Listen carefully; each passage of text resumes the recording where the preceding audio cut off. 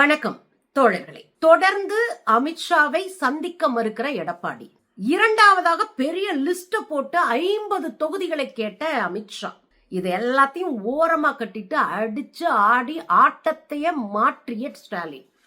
என்ன நடக்குதுங்க தமிழ்நாட்டுல? 2026 தேர்தலுக்கு எல்லா கட்சிகளும் களத்துல இறங்கிருச்சு. எல்லா கட்சிகளும் பரப்புரை பிரச்சாரம், கூட்டணி கட்சி பேச்சுவார்த்தை, தொகுதி பங்கீடு, இப்படி பல விஷயங்களை பேசிட்டு இருக்காங்க. எல்லா கட்சிகளும் களமாடிட்டு இருக்கும் போதே பாஜகவும் தமிழ்நாட்டுல அதிமுகவோடு கூட்டணி வச்சு எப்படியாவது கால்படுத்திட மாட்டோமா, போன முறை 4 சீட்டு ஜெயிச்சோம், இந்த முறை ஒரு 10 சீட்டை ஜெயிக்க மாட்டோமா அப்படின்னு கங்கணம் கட்டி கொண்டு நிற்கிறது. இதுக்கு இடையில ஏற்கனவே பாஜக கூட்டணியில இருந்த பல கட்சிகள் கூட்டணிக்குள்ள இல்ல.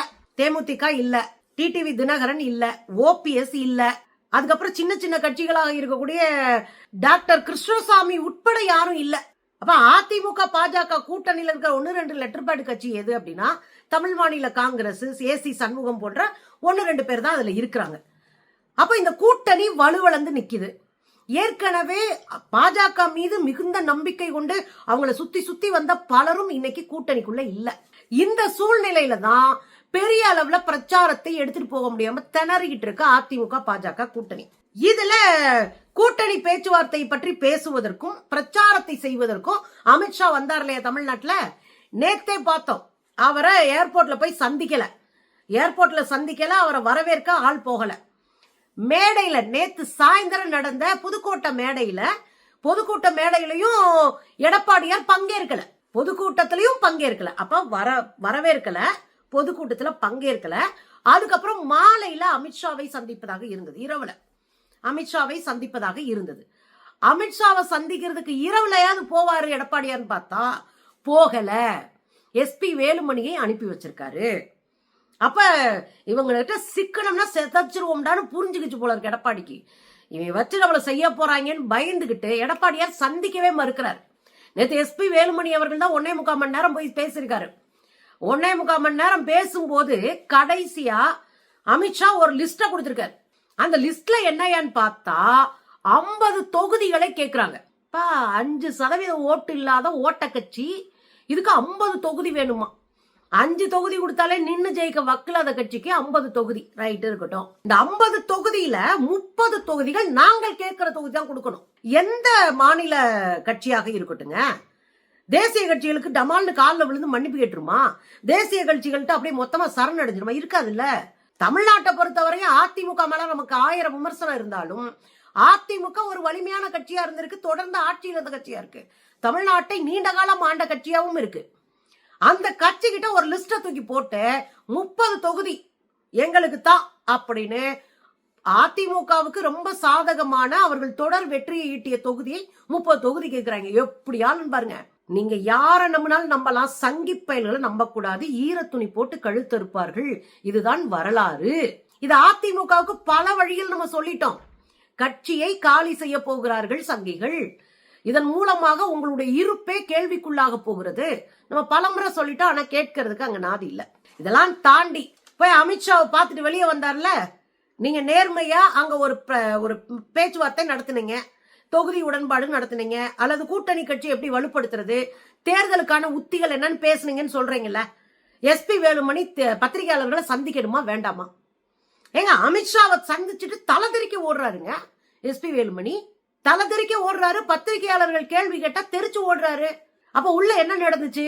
பதிலே சொல்ல முடியாத அளவுக்கு தெரிச்சு ஓடுற அளவுக்கு என்ன நடந்துச்சு? அப்ப பாஜக ஒரு பெரிய அழுத்தத்தை கொடுக்கிறது, பெரிய நிர்பந்தத்தை கொடுக்கிறது, மிகப்பெரிய சவாலா இருக்கு அதிமுகவுக்கு. அதிமுக இப்ப நினைச்சா கூட தப்பிச்சுக்கலாம். அதிமுக இப்ப வெளியே வந்தா கூட ஒட்டுமொத்தமான கட்சிகளையும் ஒருங்கிணை ஈகோ எதுக்கு பார்க்கணும்னு கேக்குறேன். ஓபிஎஸ் எதுக்கு ஈகோ? எங்கேயோ இருந்து வந்த பாஜக கிட்ட ஈகோ பார்க்க மாட்டீங்க, அவ்வளவு அசிங்கப்படுத்துறாங்க, அதுல ஈகோ பார்க்க மாட்டீங்க. சொந்த ஊருக்காரங்க கிட்ட எதுக்கு ஈகோ? அப்ப ஓபிஎஸ் சேருங்க, டிடிவி தினகரன் சேருங்க, சசிகலா அவர்களை சேருங்க, சில கண்டிஷன்ஸ் போடுங்க. இந்த பக்கம் இருக்கிற தேமுதிக மாதிரி, அப்புறம் ஐயா மருத்துவர் ராமதாஸோடைய பாட்டாளி மக்கள் கட்சி மாதிரி இருக்கிற எல்லா கட்சியும் ஒருங்கிணைங்க. குறைந்தபட்ச எதிர்கட்சியா ஸ்ட்ராங்கா நில்லுங்க. எதுவுமே இல்லாம பாஜக கிட்ட பல்ல காட்டி வெட்டியா தெருவில் நிக்கிறீங்களே மிஸ்டர் எடப்பாடி. அடுத்தவங்கிட்ட பம்புற நீங்க சொந்த மக்கள்கிட்ட ஈகோ பார்க்காம இருந்தாலே உங்க கட்சியை பாதுகாத்திருக்கலாம். இதுல ஏங்க போய் அமித்ஷாவை சந்திக்கல. போன முறை மேலிட பொறுப்பாளராக பியூஷ் கோயல் தமிழ்நாட்டுக்கு வர்றாரு. முதல் சந்திப்பு நடந்து பேச்சுவார்த்தை எல்லாம் நடத்துறாங்க போன வாரம்.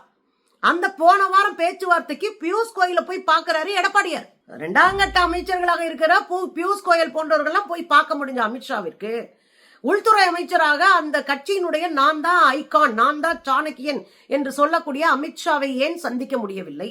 அப்படி என்ன அச்சம், அப்படி என்ன சிக்கிக்கிறோன்னு பயமா இருக்கு உங்களுக்கு அப்படின்ற கேள்வி இயல்பா வரத்தானே செய்யும் நமக்கு. இந்த லட்சணத்துல அமித்ஷா ஐயா நேத்து மேடையில பேசுறாரு, மக்களை பார்த்து கேட்கிறாரு, என்டிஏ கூட்டணி ஆட்சி அமையணுமா வேணாமா? அமைஞ்சு என்னங்க பண்ணுவீங்க? வட இந்தியா முழுவதும் பாஜகவுக்கு எதிராக பற்றி எரிந்து கொண்டிருக்கிறது. பெண்கள் கையில அருவாளோட களத்துக்கு வர ஆரம்பிச்சிட்டாங்க. உங்க கட்சி பெண்களை உங்களை காரி உமிழ ஆரம்பிச்சிட்டாங்க. உங்க மந்திரிகளை முற்றுகையிட ஆரம்பிச்சிருக்காங்க. உங்க நிலைமை வட இந்தியாவை பொறுத்தவரையில இவ்வளவுதான். இந்த லட்சணத்துல தமிழ்நாட்டுல என்டிஏ கூட்டணி ஆட்சி வேண்டுமா வேண்டாமா? மோடி தலைமையின் கீழ் ஒரு ஆட்சி தமிழ்நாட்டில் வேண்டுமா வேண்டாமா? சாமி, உங்க வேலையை பார்த்துட்டு போங்க சாமி, நாங்க நல்லா இருக்கோம். நம்பர் 1 மாநிலம். நீங்கெல்லாம் ஆட்சிக்கே வராம நம்பர் 1 மாநிலம். உங்களை எல்லாம் கால் பதிக்க விடாம தெளிவான சித்தாந்த தெளிவோடு களப்பணியாற்றி இங்க பக்கா அரசியல் கட்டமைப்போட நாங்க வளர்ந்துட்டோம். 11.24% பொருளாதாரத்திலே வளர்ந்துட்டோம், தொழில்துறையிலே வளர்ந்துட்டோம், கல்வியிலேயே வளர்ந்துட்டோம். அடிப்படை கட்டமைப்பை இன்னும் மேம்படுத்திக்கிட்டு இருக்கோம். அதே மாதிரி பொருளாதார கட்டமைப்பு இன்னும் மேம்படுத்திட்டு இருக்கோம். 2% இருக்கிற வறுமையை ஒழிப்பதற்கான திட்டமிடலை மேம்படுத்திட்டு இருக்கோம். தயவு செய்து எங்க ஏரியா பக்கம் வராதிங்க. நாங்க வளரணும்னு நினைக்கிறோம், நீங்க கலவரம் பண்ணணும்னு நினைக்கிறீங்க. கலவரம் பண்ண நினைக்கிற அரசியல் எங்களுக்கு அவசியம் இல்லாதது. நாங்கள் வளர்ச்சியை நோக்கி, சமூக நல்லிணக்கத்தை நோக்கி ஆக சிறந்த அரசியல் முன்னெடுப்புகளை கையில வச்சுட்டு போறவங்க. அதனால இந்த கூட்டத்தை கூட்டிக்கிட்டு எது சொன்னாலும் ஜே போடுன்னு ஒரு கூட்டத்தை சொல்லி வச்சுட்டு வேலையெல்லாம் இங்க வைக்காதீங்க மிஸ்டர் அமித்ஷா. அது நல்லா இல்ல. 2026 ஏப்ரல்ல கண்டிப்பா தமிழ்நாட்டுல பாஜக கூட்டணி ஆட்சி நடக்கும்ன்றாரு. இந்த கனவெல்லாம் விட்டுருங்க. எஸ்ஐஆர் உங்களை மனப்பால் குடிக்க வைக்குது. எஸ்ஐஆர்ல நம்ம ஓட்ட பூரா அள்ளிட்டோம், 1 கோடி ஓட்டை புடுங்கிட்டோம். என்ன பண்ணுவாங்கன்னு நீங்க அப்புறம் தான் தமிழ்நாட்டை பார்ப்பீங்க. ஏன்னா தமிழ்நாட்டுக்கு என்று ஒரு அரசியல் தெளிவு இருக்கு. களத்தை எப்படி பார்க்கணும், அரசியலை எப்படி பார்க்கணும் என்கிற புரிதல் இருக்கு. அதனால தமிழ்நாட்டுக்குள்ள இந்த எக்களிப்பு, இந்த கூக்குரல் அதெல்லாம் விட்டுருங்க மிஸ்டர் அமித்ஷா. இதுல அமித்ஷா ஐயா போட்ட இன்னொரு டிராமா என்ன அப்படின்னா, கைய கூப்பி எல்லாருக்கிட்டையும் 2 கைய கூப்பிட்டு சாமி கும்புற மாதிரி எல்லாரையும் பார்த்து அவர் சொல்லியிருக்காரு, என்ன மன்னிச்சுக்கோங்க, என்ன மன்னிச்சுக்கோங்க. நான்லாம் உங்ககிட்ட மன்னிப்பு கேட்கிறேன். ஏன் தெரியுமா? தொன்மையான பழமையான இலக்கிய வளம் மிக்க ஒரு தமிழ் மொழியை என்னால பேச முடியலையே, அந்த மொழியில உங்களோடு நான் உரையாட முடியலையே என்று நான் வருந்துகிறேன்றாரு. அப்பா சாமி, உங்க டிராமாவை நிறுத்துங்க மிஸ்டர் அமித்ஷா. நீங்க என்ன பேசிட்டு வந்தீங்கன்னு கொஞ்சம் பாருங்களேன். वो ओडिशा के गौरव का चुनाव है, मुझे बताओ ओडिशा पर कोई तमिल शासन कर सकता है क्या? பாத்தீங்களா மிஸ்டர் அமித்ஷா, இது எங்க பேசுனது? ஒடிசாவினுடைய சட்டமன்ற தேர்தலில் தமிழர்களை திருடர்கள் என்றீர்கள். தமிழர்கள் ஒடிசாவை ஆள முடியுமான்னு கேட்டீங்க. கேட்கிறேன், குஜராத்திகள் இங்க நீங்க ஆண்டுருவீங்களா? இல்ல எங்களை பேச வைக்கிறீங்க நீங்க. அங்க என்ன சொன்னீங்க? தமிழர்கள் ஒடிசாவை ஆள முடியுமான்னு கேட்டீங்க. குஜராத்திகள் தமிழ்நாட்டுக்குள்ள ஆள முடியுமா அப்படி நாங்க கேட்டா எங்க போய் நிப்பீங்க?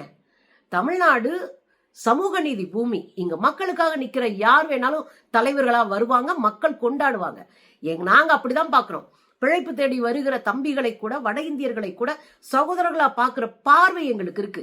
நாங்க யாரையும் எதிரியா பாக்குறது இல்லை. ஆனா நீங்கள் பிழைப்புவாதத்திற்காக குழப்பத்தை ஏற்படுத்தி ஒரு தப்பான ஒரு முன்னுதாரணமான ஒரு ஆட்சியை வட இந்தியால கொடுத்திருக்கீங்க. அதெல்லாம் இங்க செல்லுபடியாகாது மிஸ்டர் அமித்ஷா. அதுல கையெடுத்து கும்பிட்டுட்டு பேச முடியலன்னுட்டு நீங்க என்ன அடிச்சீங்கன்னு பார்த்தோம். நான் ரொம்ப சிம்பிளாவே கேட்கிறேன் ஐயாவை பார்த்து, 2500 கோடிக்கு மேல, 540 கோடிக்கு மேல சமஸ்கிருதத்துக்கு மட்டும் ஒதுக்கி இருக்கீங்களே, ஏன்? தேவ பாஷைன்றதுனாலயா? தமிழ் நீச பாஷை என்பதற்காகத்தான் 76 கோடி ரூபாயை ஒதுக்குனீங்களா? 2500 கோடி இருக்கு, எங்க இருக்குங்க? 76 கோடி எங்கங்க இருக்கு? மலைக்கும் மடுவுக்கும் ஏணி வச்சா கூட எட்டாதுங்க. பழைய மொழி, இன்னும் உயிரோட இருக்கிற மொழி, உலகத்திலே இன்னும் உயிர்ப்போடு இருக்கக்கூடிய 6 மொழிகள்ல 1 தமிழ். அதுல ஹீப்ரு இப்ப காணாம போச்சு, பாதிக்கு மேல பேசப்படுறது இல்லை. இன்னைக்கு சைன மொழி, தமிழ் தான் இன்னைக்கும் பேசப்பட்டு இருக்கு. ஆரோக்கியமா உலகம் முழுவதும் ஆட்சி மொழியாக இருக்கிற ஒரு மொழி தமிழ் மொழி. நீங்க அதுக்கு என்ன ஒதுக்கியிருக்கீங்க? உங்களுடைய மத்திய அரசு கட் பண்ற ஒன்றிய அரசினுடைய கேந்திர வித்தியாலய பள்ளிக்கூடத்துல தமிழாசிரியர்கள் இல்லை. தமிழாசிரியர்களை டெம்பரவரியா நியமிக்கிறீங்க.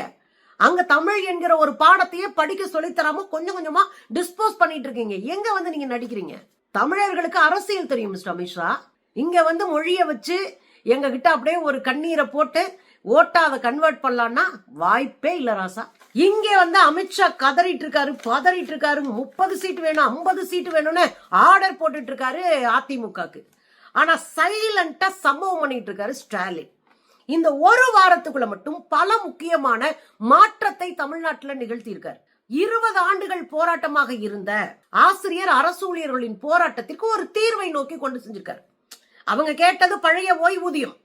அதை முழுசா கொடுக்க முடியலனாலும் ஓரளவுக்கு 2 பேருக்கும் பாதகம் இல்லாத ஒரு ஓய்வூதிய திட்டத்தை அறிவிச்சிருக்கிறாரு. அதையும் தொழிற்சங்கங்கள் 20 ஆண்டுகள் போராடி எதுவுமே இல்லை, ஆனா குறைந்தபட்சம் ஒரு வாய்ப்பு கிடைக்குது, இதை வச்சு நம்ம அடுத்தடுத்து பண்ணிக்கலாம் அப்படின்னு ஓகே சொல்லி இருக்கிறாங்க. அந்த பெரிய பிரச்சனை 20 ஆண்டு கால பிரச்சனை முடிவுக்கு வந்திருக்கு. ஓய்வூதிய பிரச்சனை. எடப்பாடியார் காலத்துல லேப்டாப் நிறுத்தப்பட்டது. எடப்பாடியார் காலத்துல லேப்டாப் நிறுத்தப்பட்டது கோவிட் காலத்துலன்னு சொல்லிட்டு இருக்காங்க. அதுக்கு முன்னாடியே நிறுத்தப்பட்டுருச்சு.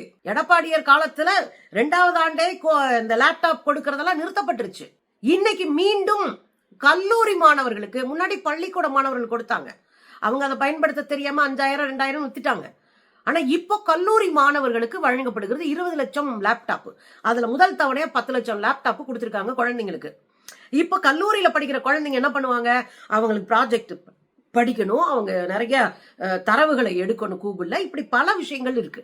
அதுக்கு இந்த ரொம்ப ஆப்டா இருக்கும். கல்லூரி படிக்கிற குழந்தைங்களுக்கு லேப்டாப் ரொம்ப மஸ்ட்.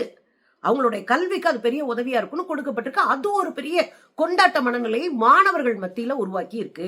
மகளிர் உரிமை தொகை விரிவாக்கம். விடுபட்டு போன ஆனால் வாங்குவதற்கு தகுதி இருக்கக்கூடிய ஆட்களை எல்லாம் மொத்தமா பார்த்து திரும்பவும் அவர்கள் விண்ணப்பித்து பெற்றுக் கொள்ளலாம் அப்படின்னு ஒரு வாய்ப்பை கொடுத்து இப்ப நிறைய பேர் லட்சக்கணக்கில் சேர்ந்திருக்கிறாங்கன்னு பாக்குறோம். அது ஒரு பெரிய மகிழ்ச்சியை பெண்கள் மத்தியில உருவாக்கி இருக்கு.